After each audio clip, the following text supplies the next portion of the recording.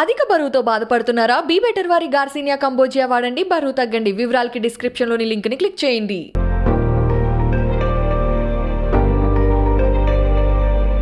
EP number 12/2019కి సంబంధించి అట్లూరి లక్ష్మణ్ కుమార్ గారు file చేసిన ఈపీకి సంబంధించిన హియరింగ్ హైకోర్టు ఆఫ్ తెలంగాణలో నడుస్తుందండి.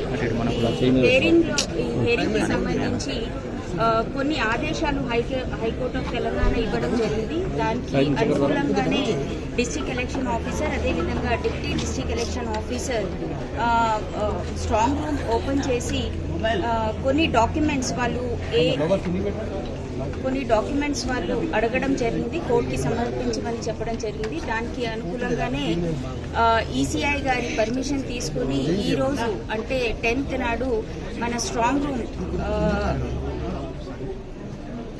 ఏదైతే ఉందో దాని నుంచి ఈరోజు డాక్యుమెంట్స్ అన్నీ కూడా తీసి, ముఖ్యంగా వాళ్ళు 5 డాక్యుమెంట్స్ ఐఏ నంబర్ 5లో వాళ్ళు ఫైల్ చేసిన ప్రకారం 5 డాక్యుమెంట్స్ వాళ్ళు అడగడం జరిగింది. ముఖ్యంగా ఆల్ 17A డాక్యుమెంట్స్, అదేవిధంగా 17C మరియు పార్ట్ 17C పార్ట్ 2 డాక్యుమెంట్, అదేవిధంగా మనకి మొత్తం కౌంటింగ్ జరిగిన ప్రక్రియ అంటే మనకి తెలంగాణ స్టేట్ లెజిస్లేటివ్ అసెంబ్లీకి సంబంధించి 2018 జరిగిన కౌంటింగ్, ధర్మపురి కాన్స్టిట్యున్సీకి సంబంధించి కౌంటింగ్ ప్రొసీజర్ రికార్డింగ్ మొత్తం అడగడం జరిగింది. దాంతోపాటు డాక్టర్ విఆర్కే కాలేజ్ ఏదైతే నోటిఫైడ్ ఉంది స్ట్రాంగ్ రూమ్గా, దాని గురించి నోటిఫైడ్ డాక్యుమెంట్స్ కూడా అడగడం జరిగింది. ఈ 5 డాక్యుమెంట్స్ హైకోర్టు వారు డిఓకి, అదేవిధంగా డిప్యూటీ డిఓకి ఆదేశాల మేరకు ఈరోజు ఈసీఐ గైడ్ లైన్స్ పాటిస్తూ అవన్నీ కూడా మనం జెరాక్స్ తీసి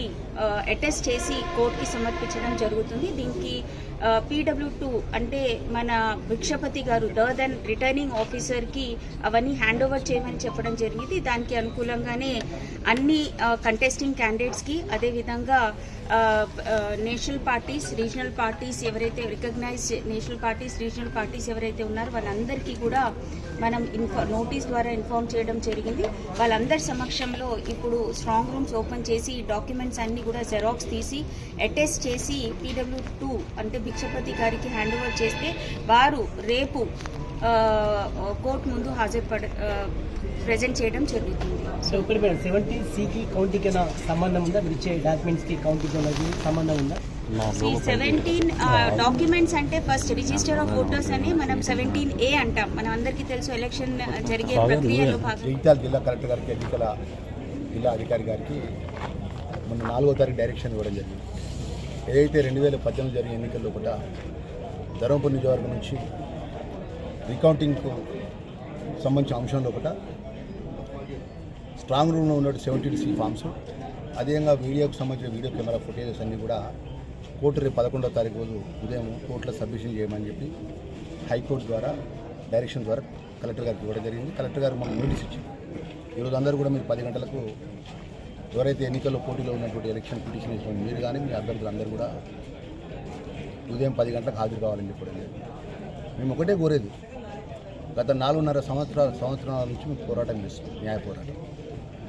మేము అడిగేది ఏంటంటే ఈశ్వర్ గారు మా ప్రత్యర్థిగా 440 కోట్లతో గెలుపొందినట్టు ఎలక్షన్ సంబంధించిన అథారిటీ కానీ ప్రకటించే ముందు కూడా మేము అబ్జెక్షన్ చేయడం జరిగింది.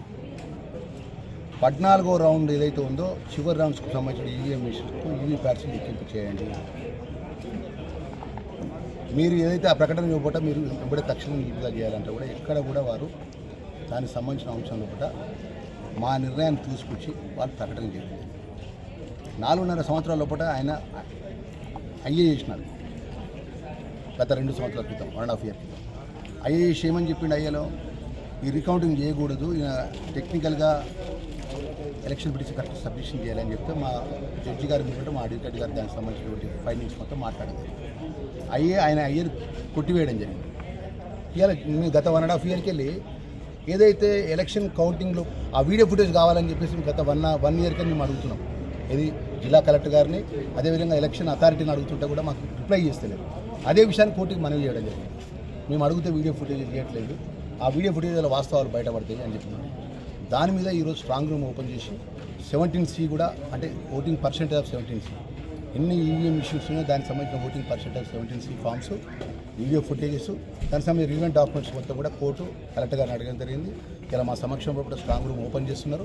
ఆ స్ట్రాంగ్ రూమ్లో ఆ డాక్యుమెంట్స్, ఆ వీడియో కెమెరాగ్రాఫ్స్ తర్వాత రేపు కోర్టుకు సబ్మిషన్ చేసినాక మా అడ్వకేట్ ద్వారా జడ్జి గారి ముందు వాదోపవాదాలు జరుగుతాయి. దాని తర్వాత నిర్ణయం అంతా కూడా న్యాయం గత 4.5 సంవత్సరాలు పోరాటం చేస్తాం. ఇక 4.5 సంవత్సరాల కాలం అయిపోయింది. ఇంకొక 4 నెలలు 6 నెలలకి ఇంత కాలం కూడా అయిపోతుంది. మేమేదో ఈశ్వర్ గారు పోయినటువంటి మంత్రి ఎమ్మెల్యే కుర్చీలో పోయి కూర్చోవాలనేటువంటి మా ఒక విన్నపం కాదు కోర్టు గారికి. కోర్టుకు గౌరవ కోర్టు మనవి చేసేది అంటే ధర్మపురి ప్రజలకు వాస్తవాలు తెలియాలి. ఈశ్వర్ గారు నేను ఎన్నిసార్లు గెలిచినా నా అంత నిజాయితీ పరుడు ఎవరు లేనప్పుడు ఇవన్నీ ఎందుకు? ఇంత పెద్ద మొత్తం జిల్లాకు సంబంధించిన వ్యవస్థను తీసుకొచ్చి నా వీడియోగ్రాఫ్స్ వస్తే వీడియోగ్రాఫ్స్ 1 ఇయర్కి ఇప్పించకుండా ఇలా కోర్టు డైరెక్షన్ ఇచ్చి రాష్ట్ర రిటర్నింగ్ అధికారిగా వారంటీ ఇష్యూ చేసింది. ఈ రోజున మీరు మీకున్నటువంటి ఎన్నికల అధికారి జిల్లా అధికారి ద్వారా స్ట్రాంగ్ రూమ్ ఓపెన్ చేస్తుంది. స్ట్రాంగ్ రూమ్లో వచ్చిన డాక్యుమెంట్స్ కానీ వీడియోగ్రాఫ్స్ కానీ వాస్తవాలు బయటపడుతుంది. మాకు పూర్తి విశ్వాసం నమ్మకం ఉన్నది. మా కోర్టు మీద నమ్మకం ఉన్నది. మాకు జరిగిన అన్యాయం కూడా ప్రజలకు తెలియజేసే విధంగా నిర్ణయం జరుగుతాయి. ఆ విశ్వాసం కూడా మాకు ఉన్నది.